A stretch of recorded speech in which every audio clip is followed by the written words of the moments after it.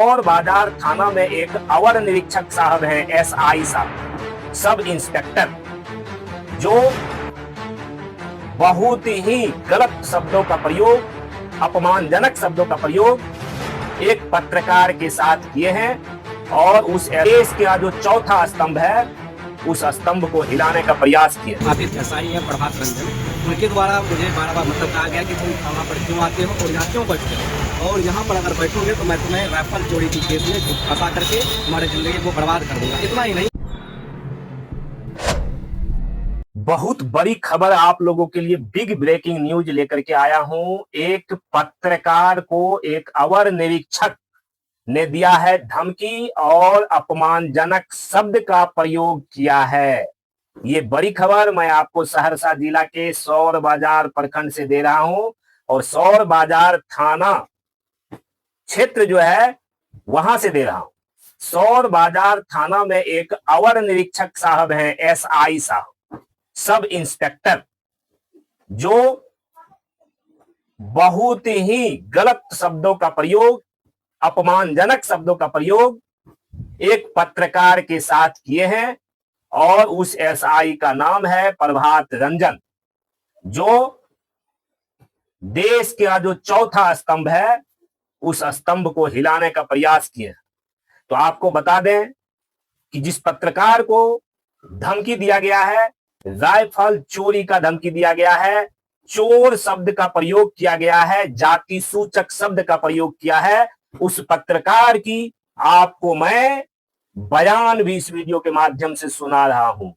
कुछ ही देर में आपको मैं उसका बयान सुनाता हूं और आपको मैं बता दूं कि वो पत्रकार जो है वो पुलिस अधीक्षक सहरसा के कार्यालय में भी पहुंच चुके हैं और वहां भी उन्होंने बाकायदा अपना आवेदन ठोक दिया है और उस एसआई प्रभात रंजन के ऊपर उसने भी चैलेंज ठोक दिया है। तो आइए पूरी खबर बताते हैं। तो एक पत्रकार है सौर बाजार का, उस पत्रकार का नाम है अमित कुमार, जिसकी की उम्र 25 वर्ष हो रही है और उनके पिता का नाम है पंकज कुमार पासवान। उनका ग्राम प्लस पोस्ट है चंदौर, वार्ड नंबर 3, थाना सौर बाजार, जिला सहरसा।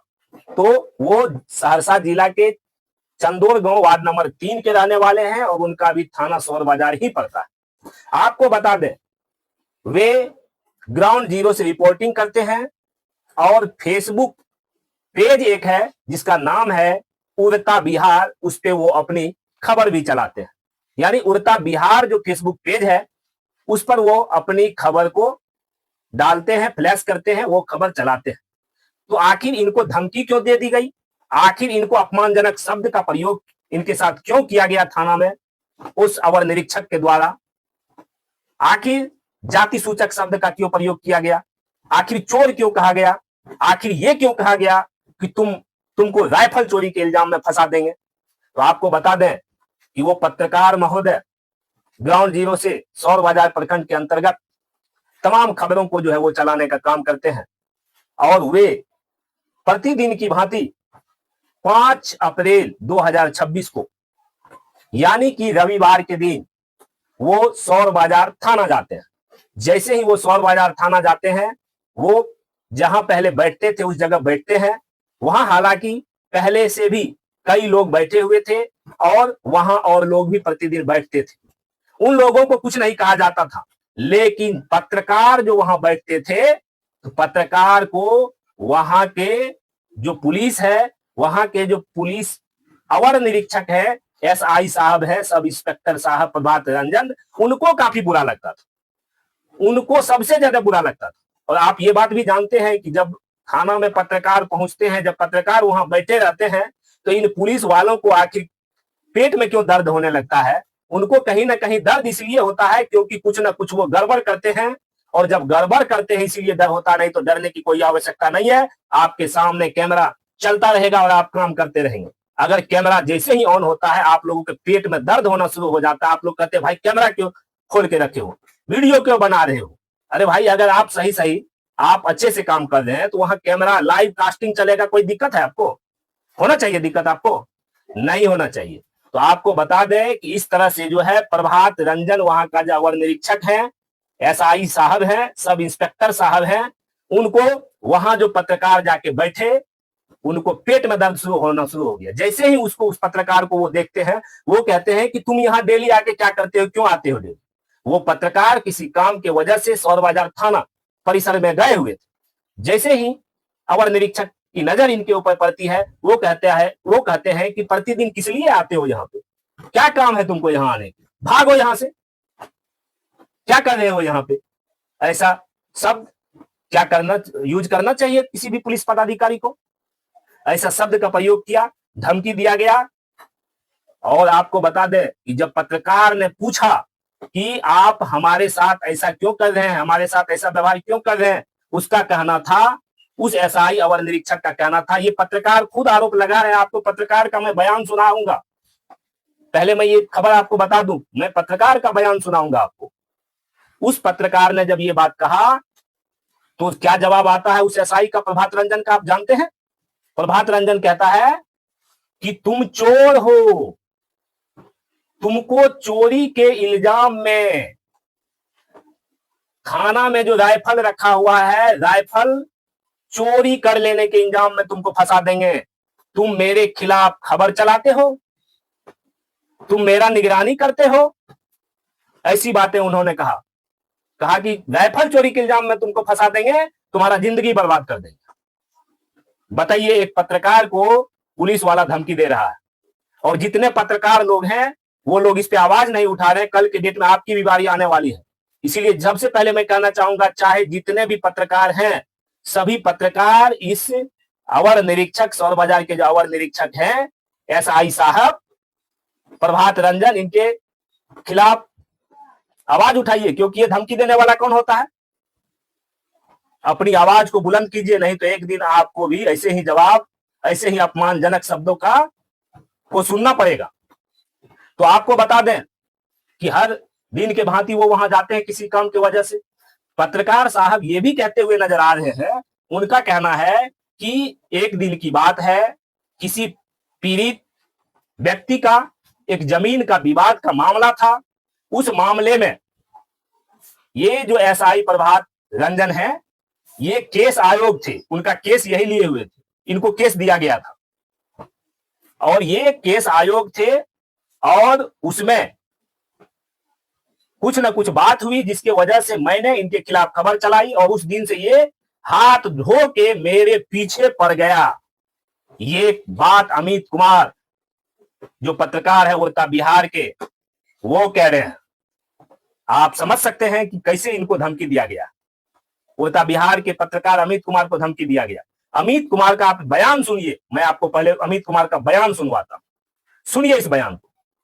तो हर दिन की भांति मैं कल भी सौर बाजार थाना परिसर गया हुआ था किसी काम को लेकर के। तो इतने में सौर बाजार थाना में एक पदस्थापित एसआई हैं प्रभात रंजन, उनके द्वारा मुझे बार बार कहा गया कि तुम थाना पर क्यों आते हो और यहाँ क्यों बैठते हो, और यहाँ पर अगर बैठोगे तो मैं तुम्हें राइफल चोरी की केस में फंसा करके तुम्हारे ज़िंदगी को बर्बाद कर दूंगा। इतना ही नहीं, इससे पूर्व में भी उसने हमको बार बार टॉर्चर किया करता है, और इसकी मौखिक शिकायत हमने थाना के बड़े अधिकारी से किया था। लेकिन मामला ये है कि पूर्व में मैंने एक वादी का एक खबर प्रकाशित किया था जिसमें वो केस आयोग थे, उसी का खुन्नस निकालने के लिए वो बार बार हमको जाति सूचक शब्द हो या अदर शब्द से प्रताड़ित करते रहे। अभी किसको आपने आवेदन दिया? अभी हमने सहरसा एसपी को आवेदन दिया है, और उन्होंने आश्वासन दिया है कि एसपी साहब तो नहीं थे, लेकिन जो चार्ज में थे हेडक्वार्टर डीएसपी वीरेंद्र पांडे जी थे, उन्होंने कहा कि जो भी होगा हर संभव हम कार्रवाई करने का करें। क्या नाम है आपका? हमारा नाम अमित कुमार हुआ।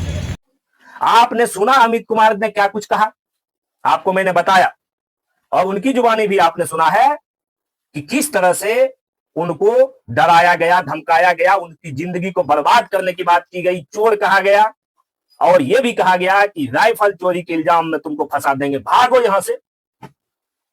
उसके बाद आपको बता दे, ये उस दिन ही नहीं, उससे पहले भी ये जो है उनके साथ, पत्रकार महोदय के साथ जो है ये गलत व्यवहार कर रहे थे। उससे पहले भी कई दिन उन्होंने गलत व्यवहार किया है, गलत शब्दों का, अनुचित शब्दों का प्रयोग किया है। उसकी भी पत्रकार महोदय ने शिकायत की, और वो शिकायत वरीय पुलिस पदाधिकारी सौर बाजार को की गई। लेकिन उस पर कहीं ना कहीं संज्ञान नहीं लिया गया और उसके बाद ये घटना तूल पकड़ ली और इस तरह से जो है पत्रकार को धमकाया गया, इस तरह से चोरी के इल्जाम, इस तरह से राइफल के इल्जाम में फंसाने की, जिंदगी को बर्बाद करने की धमकी दी गई। और उसके बाद ये पत्रकार महोदय परेशान होकर के, अंतिम आस नजर नहीं आ रहा था, तब जाकर के ये सहरसा पहुंचे एसपी साहब के कार्यालय में, पुलिस अधीक्षक साहब के कार्यालय में। हालांकि उस वक्त पुलिस अधीक्षक साहब थे नहीं, तो उनका जो चार्ज लिए हुए थे उनको इन्होंने बाकायदा आवेदन दिया है। आप तस्वीर के माध्यम से देख पा रहे होंगे कि वो आवेदन देते हुए नजर आ रहे हैं। आवेदन दे के वहां से उस कार्यालय से वो आते हुए नजर आ रहे हैं। तमाम जो है आप जो है विजुअल आप देख रहे होंगे।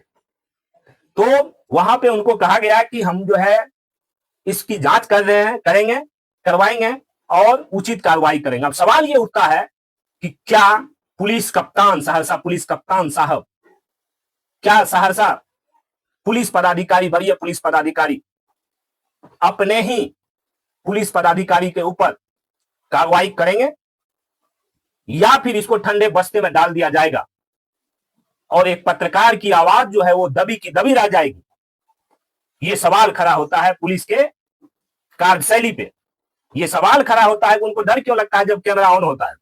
लगभग जगह आप देखिएगा कि जब पुलिस पदाधिकारी कोई काम कर रहे हैं, कहीं वो गए हुए हैं, कहीं वो छापेमारी करने गए हुए हैं या कहीं वो कुछ भी ऐसा करने के लिए गए हुए हैं, अगर वहां आप कैमरा थोड़ा ऑन कीजिए, वो कहेंगे कैमरा काहे ऑन करते हो? भाई कैमरा ऑन करने से आपको क्या प्रॉब्लम है? आखिर दिक्कत क्या है आपको? कैमरा ऑन है, आप अपना काम कीजिए। आपको डर क्यों लगता है?